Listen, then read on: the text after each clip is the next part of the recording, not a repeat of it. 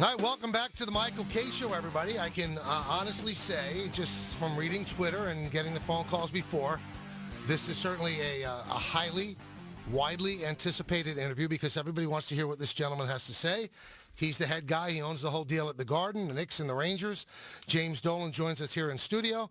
Jim, how you doing? How's life? All right. Mike, how you doing? Don? Good. All right, so let's start. We reported about a half hour ago that Oakley cannot come into the Garden anymore. What's behind that? Why that decision? Well, first off, I saw that they're talking about a lifetime ban. I'll talk about that in a little bit, but that's not necessarily a lifetime ban. But I think the most important thing with that is that, we need to keep the Garden a place that's comfortable and safe for everybody who goes there. Mm-hmm. So anybody who comes to the Garden, whether they've been drinking too much alcohol, they're looking for a fight, they're abusive, disrespectful to the staff and the fans, they're going to be ejected and they're going to be banned. Because everybody has a right to come to that game, to come to those games and enjoy them. And no one has the right to take that away from everybody else. And in this case, that did happen. And so we are going to, put the ban in place, and hopefully, won't be forever. But you would have to admit this isn't your ordinary fan. This is Charles Oakley. This is a really popular former Knick. Are you concerned about the court of public opinion coming down against you, even though you may believe you're doing the right thing, that you're going to really tick off your customers? Well, yeah, I mean, certainly Charles is a great Knick. Mm-hmm. I mean, we should probably get that off the table right at the start. Charles was a great Knick. I loved watching Charles Oakley play basketball for the New York Knicks, as I think all the other fans did too, right? So, still admire, the way he played. And I think one of the things with the fans is that, they remember how Charles played, and he was tough, he was gritty, and he always had, 110% energy. And, I think at times think that, our teams haven't had what Charles had. And so, I think that makes him even more sort of beloved, especially considering how we're doing. But am I concerned about it? Yes, but at the same time, the number one concern always has to be the safety and the comfort of the fans. And that whether it's Charles Oakley or Charles Lindbergh or Charles Dolan, right? Mm-hmm. You do those things, right? You come to the Garden and you behave that way and you abuse people that way, right? And subject people to that kind of behavior, you will be ejected and banned. That is the right thing to do. And yes, I understand that he was a big star and a Knick, et cetera.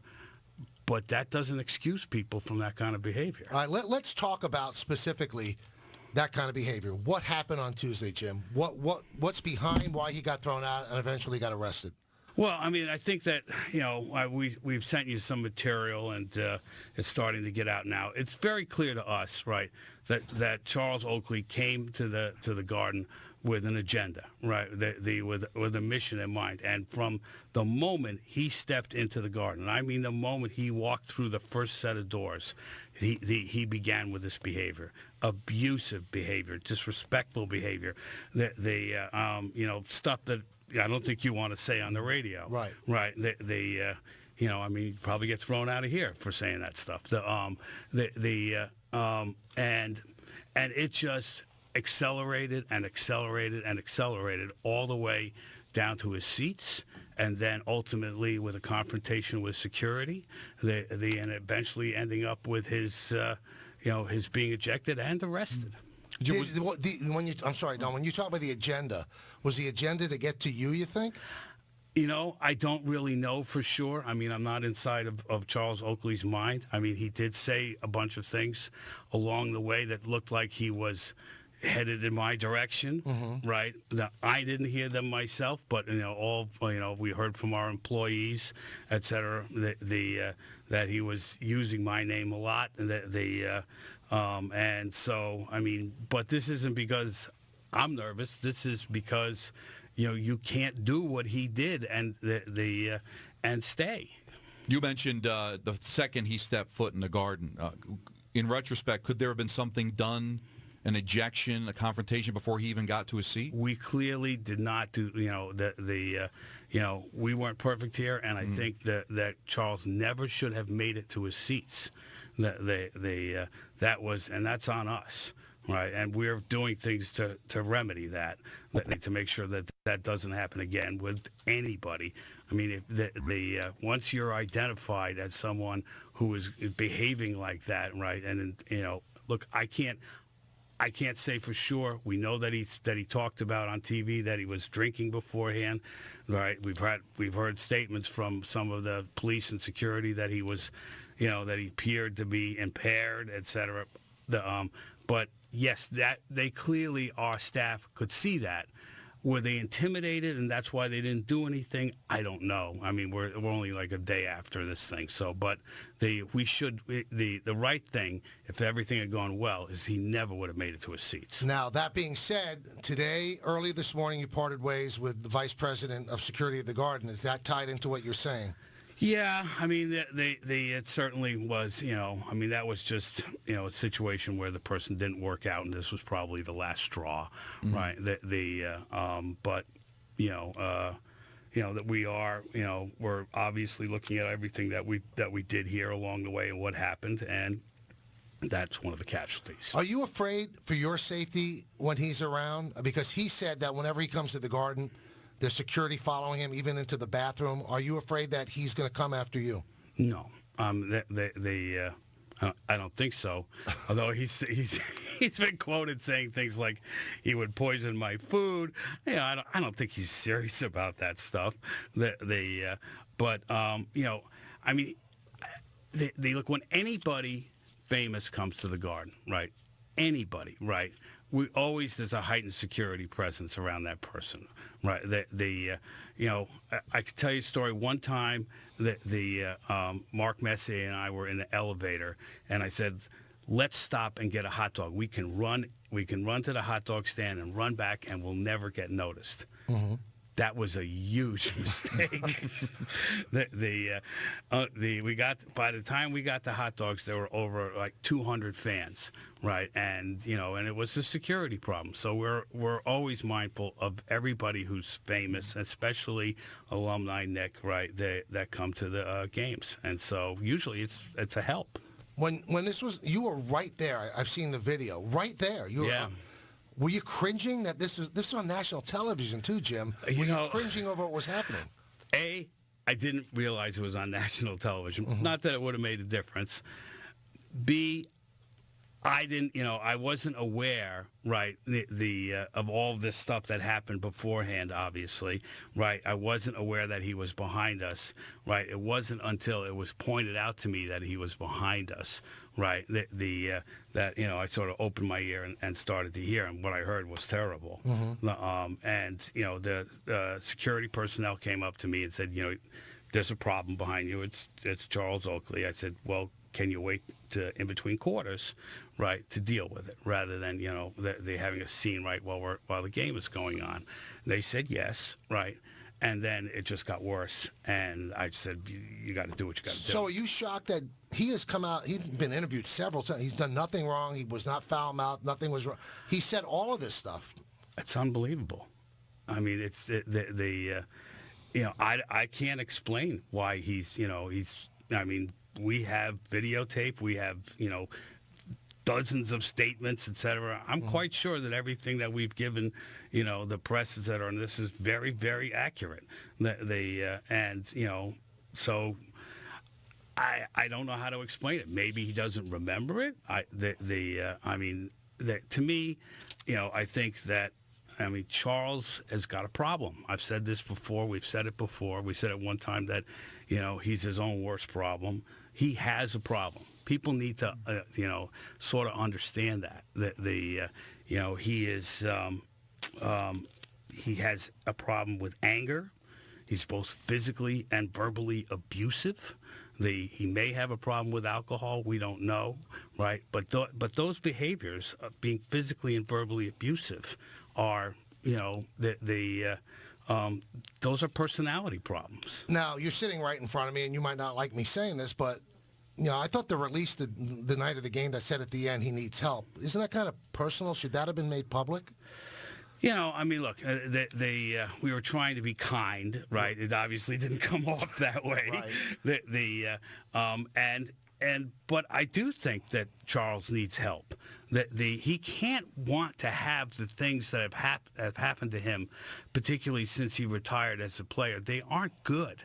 He's had many physical altercations, right? He's been arrested. He's had a lot of trouble, and it all seems to stem from his anger. And so that can't be something that he intended to have happen. And maybe he doesn't remember it, but I think I think he's somewhat in denial. We talked about ticking off your fans by what happened with Charles Oakley. What about players? I mean, we've seen players like Chris Paul and Dwayne Wade show support to Charles Oakley. And LeBron. Former players like Reggie Miller. I mean, you're in the business of trying to attract free agency. You're in the business of trying to make New York and the Knicks an attractive place to come. So how do you reconcile the feeling of the momentum being built against you for this stance? Well, I mean, look, again, the first thing is always going to be about the fans, right? I mean, it's always going to be about the Garden being safe and inviting and comfortable. So, I mean, that we're not willing to move on at all. But the other players being supportive for other players is totally understandable, right? And the transition from being, an active player to being a retired player is difficult. But, at the same time, I would point out to every single one of them, right? You look at the Rangers and Knicks alumni. We have great relationships with all of our alumni. This is an anomaly. This is not, you're not going to find 10 guys out there who are saying, the Knicks didn't treat me well. In fact, I think, if I go across the entire span that I've been there, 20 plus years, right, there might be one, maybe two at the most, right, who are unhappy with the out of hundreds, right? Go ask any of them how they feel about the organization, about how they've been treated, about what their relationship is like, and I think you'll hear nothing but positive stuff. Jim, you care about your fans. You've said that. And to be blunt, just from the reaction we've got, your fans don't like you. They blame you for everything that's gone wrong with the Knicks. You're the evil one. You've hired the wrong people. How could you be the one telling the truth and Oakley to be the one who's not? What's your feelings on your fan base, for the Knicks fan base, not liking you so viscerally? Well, look, first off, you'd be hard-pressed to find a living New York team owner, right, that the fans like, right? Maybe John Mara. Maybe, right, but only in a championship year. So you sort of know when you come into it that, you're not going to be the most loved individual. I do think, you hear that from some fans, but I hear from plenty of fans that they appreciate, right, that we take, the investment into the team to the max that we can take it, that we do everything we can to make the game experience as great of a game experience, even when we lose, right, for our fans. We spent $1 billion renovating the Madison Square Garden. I don't believe that it's everybody who feels that way, right? But I do believe that, there is, a malcontent group that's always very vocal, and I think they'll always be there. Is there a chance? George Steinbrenner and Yogi Berra got together. Is there a chance that you could see you and Oakley getting together? And is there something in your past? He said that he went to shake your hand at a New Orleans All-Star game and you ignored him, wouldn't shake his hand. Would you ever want to get in a room with him and patch this up? Listen, there was nothing that would make me happier than to see Charles Oakley, right, be at center court, right, being honored along with the rest of his teammates and my shaking his hand, etc.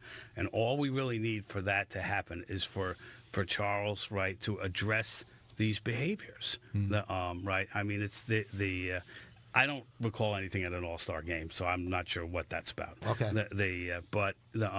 he was a great Knick, and we would love to have him, and all of his teammates, et cetera, still come, and the et cetera, and he should be with that group. He should be up there at center court, like with we had the bomb squad the other day. He should be up there being recognized because the fans do love him. He's just but this behavior is it just doesn't work with that. Until he can address it and get it under control, then we probably won't be able to do it. But yes, I would love if that would happen. How do you feel about the direction your franchise is going? Well, 3 years ago, I signed a contract with Phil Jackson, the man who has more championship rings, as far as I know, than anybody else. And he was the best guy that we thought we could find to run the New York Knicks. And I made an agreement with him, and the agreement didn't say that you have to have this amount of wins, et cetera, by this time, or anything of the sort like that. I literally turned over the entire basketball operations over to Phil and to Steve, and that is where I'm at. Whether I like the results or don't like the results, I am going to honor that agreement all the way to the end. And it's not over yet, and my hope is that the team will become much, much better, and that Phil will be successful. And he's had all along the way. He has my support and any of the resources that he needs to do it. But I recognize that some 3+ years ago, that this, running a basketball operation, this is not my skill set.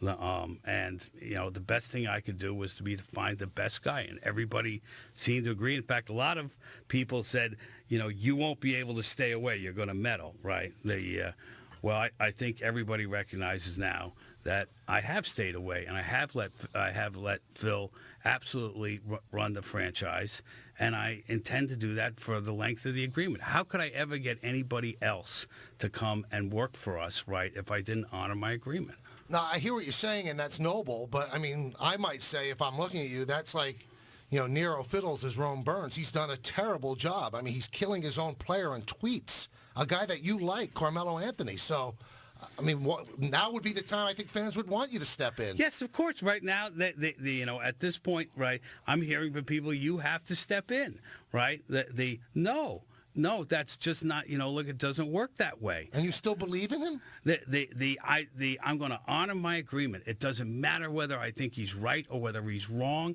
et cetera, I'm going to honor my agreement because because that's what you do, and he's got at least a little more than two years left, and he has every right, to continue on with that agreement for the full time. And and let's hope that he's successful. Now, it was reported the other day by Brian Windhorst of ESPN that you also have an opt-out after the third year. You could get out of the deal. I am not going to exercise any opt-outs. I don't know that Phil is going to either. I'm going to honor that agreement for the full agreement. Well, you had mentioned one of the reasons why you want to honor it is because who would want to come work for you if you didn't honor a contract? But with his bashing of Carmelo Anthony, what player is going to want to come play here if they know that their president is bashing a superstar? That is totally within Phil's control. Phil has to address that. He's going to be concerned about that. I am not going to weigh in on those things that I said I wouldn't weigh in on. Now, you like Carmelo, though. You're the guy who kind of expedited the trade. You made it happen. I did. Do you want Carmelo traded? Would it upset you if he was traded? You know what? Michael, I'm not going to go there because that's meddling with Phil, and that's telling him how to do his job, and I'm not going to do it. Okay, now, not talking about the specific performance. The fact that you're sitting here is a big deal. You don't do these very often. No, this is not my favorite place to be. It's not your thing. And I don't think that you would have a wake if your guys didn't ever talk, the executives. But Phil doesn't do interviews, but tweets out these cryptic things. Are you okay with the tweets? He has that part of his agreement, right, is that he completely controls his own public relations, his own fan relations, etc. It's totally within his control. Wow, you gave him a lot of control. You know what? Hey, you just need a memory here. No, right? Everybody was calling for it. You're right. Absolutely, everybody was calling for it, right? And and to get a guy with 11 rings, right, with that kind of experience to come and do the job, right? He was right to say I need full control, right? We wouldn't have been able to get him. So, I mean, I'm not gonna bite on the bait, guys. Mm-hmm. I wonder though, because I just want to see something that's out there and it's almost accepted as fact, that when Carmelo was re-signed, you told Phil, listen, you can do whatever you want, you have to re-sign him. And that he wanted to name Rambis coach, and you said, no, not him. True or not? No, not true. No. And the Carmelo thing's not true? Carmelo thing is not true either. It was totally up to Phil what to do. And I honestly had no idea what he was going to do. Mm-hmm. Right? I mean, I sort of made a point of staying away and not weighing in. But you still own the team. Anything he does in terms of expenditures has to essentially come out of your pocket. Does he tell you what he's going to do? He submits a budget through Steve, who does a lot of the operations work too, right? And I mean he's financially he stayed absolutely on target. So I mean, why now with this, Jim? You mentioned that to your admittance that you had gotten involved before. Why with Phil have you drawn this line of demarcation not to get involved? Because I mean, look, 3 years ago. I mean, if you look at where we were before that, right, where I tried to use the best I could do to help along with this, right, we weren't doing well, and the fans were upset, as they should be. They want a winning team every year, and I recognized that I just plain don't have those skills, right? I mean, so the smart thing to do as an executive, right, is to hire when you can't do something, right? It's not in your skill set. You hire somebody who's good at it, right? Try and hire the best you can because it's New York, right? And that's what you do in New York. You try and get the best you can. But was there any concern on your part, Jim, that he's probably, arguably, the greatest coach in the history of sports? He's up there with Belichick and Popovich and Auerbach and all that, but he never did this. I mean, was there a concern he never did this job? I don't recall there being a concern. And mostly, we were concerned about whether he would come. Right. I think that Phil Jackson is a great basketball mind. I don't know how you could argue otherwise. And with the success that he's had. So I mean, that's what drew us to him. Do you believe he's going to opt out, or you have a good feeling that he'll stay? I have got no indications that he's planning on doing anything but staying through the entire length of the contract. One thing that's misunderstood with fans with you, I mean, I've talked to you. You really do want to win. I mean, yeah, you want to make money, but you really want to win. Does it just eat at you that since you bought the Knicks, there hasn't been much winning, Jim? I would like to win. You're right. I'm not sure I should say much more than that. I would really like to win, but you know what? Everybody who works with me, right, including Phil, I mean, we want to win. And you know what? But by the way, so does everybody else who works there. Phil Jackson wants to win. Carmelo Anthony wants to win. Jeff Hornacek wants to win. Everything I see says that they're putting all of their effort and energy into it. We haven't been winning, but I've got the best people on it that I could find, and I don't know that there's much more else that I can do. No, you made it clear you're not going to get involved, but you're also a fan. Do you think he's done a good job in these 3 years? You know what? I won't comment on that, Tom. You're gonna, because from the position I'm in, right, Phil doesn't need to hear from me, especially through the radio, right, about the job. But you know what? It's a 5-year deal, guys, right? Maybe at the end of 5 years we'll see, right? But right now, while he's still in the middle of his deal and he's doing that job, I'm staying out. Let's circle back to Oakley before we let you go because our time is limited. If he comes to the game tonight against the Nuggets, he's not getting in. No. You said you'd like him to get help. Would the Knicks help him get help? Oh, absolutely. You would actually place him in. I mean, all get him in contact with people. The whole, when you have issues like this, the first step for anybody, right, is to ask for help. He has lots of people around him, I think, who would help him, but we would too. If he would seriously address these issues. Now you have John Starks working for you, Larry Johnson, Allen Houston. Have any of them spoken to you about what happened on Tuesday? Because they like him. Yeah, no, they do like him, right? But no, I haven't had any direct conversations with him. I mean, they look. Charles was. This is not just day before yesterday incident. We've had a relationship with Charles since he retired and left the Knicks, right? And every time we have tried, right, to patch things up with him, to mend things with him, we invite him to games. Every time it ends up the same way, right? Abusive, disrespectful, right?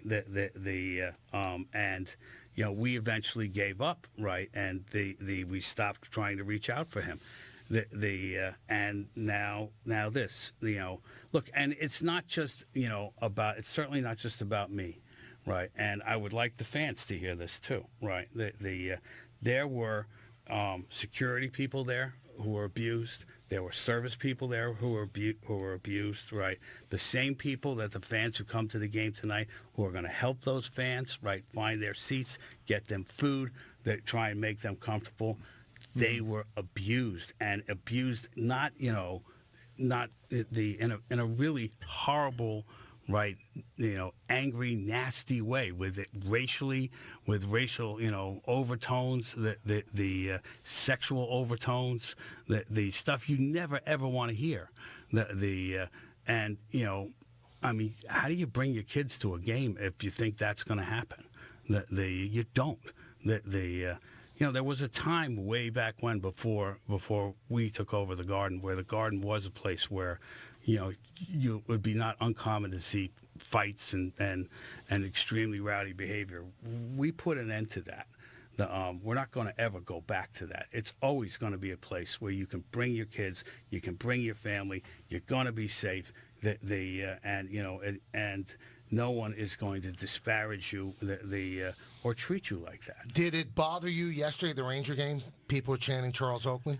I certainly noticed it, right? I think, on one hand, I understand it because, again, he was a great Knick player, right? I'd like to be chanting Charles Oakley. I wish I could be. But I do think that those fans, like, for instance, tonight, when at the game, right, we'll probably hear chants tonight. Mm-hmm. But I would like those same people to look around, right, and look at the people who are working at Madison Square Garden and understand that the person that they're chanting for may have been a great Knick player, but he was terribly abusive to those same people who are there to help him. And when they do that, right, in some way, they're saying, that as good as you are to me, it doesn't matter to me. And it's take them into account, please. To the fans that have painted you as a villain or the reason the team is losing, what do you say to those people? What's the message to them? Ask Phil. Now, I have to ask you this, and I don't know, I read it on Twitter, and this seems to be a very new term in our lexicon, fake news. Were the people that chanted Charles Oakley thrown out of the Ranger game yesterday? No. No way. There were a lot of them. Yeah, there were a lot.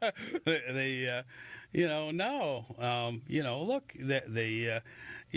that's not abuse. There's nothing wrong with that, right? I mean, we prefer that you root for our team, but even if you root for the other team, when you're still welcome to come to Madison Square Garden. Now, you go to the game tonight? I am. Are you afraid of what you're going to hear? I mean, there are people that might be chanting stuff at you.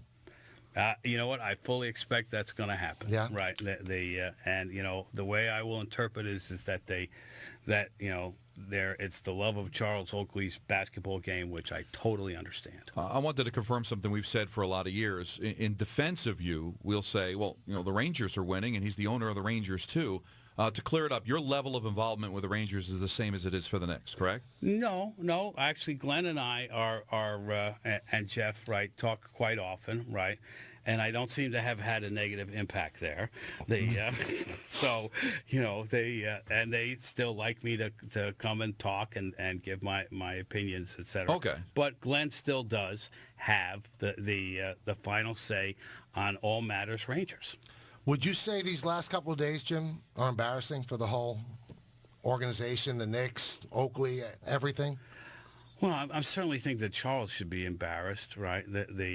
Should we be embarrassed? I mean, I think we're sad. I wouldn't say embarrassed. I mean, look, this is an abusive situation, right? The staff, the workers at Madison Square Garden, me, right, et cetera, were abused here, right? If you're being abused, don't be embarrassed. Just refuse to be abused.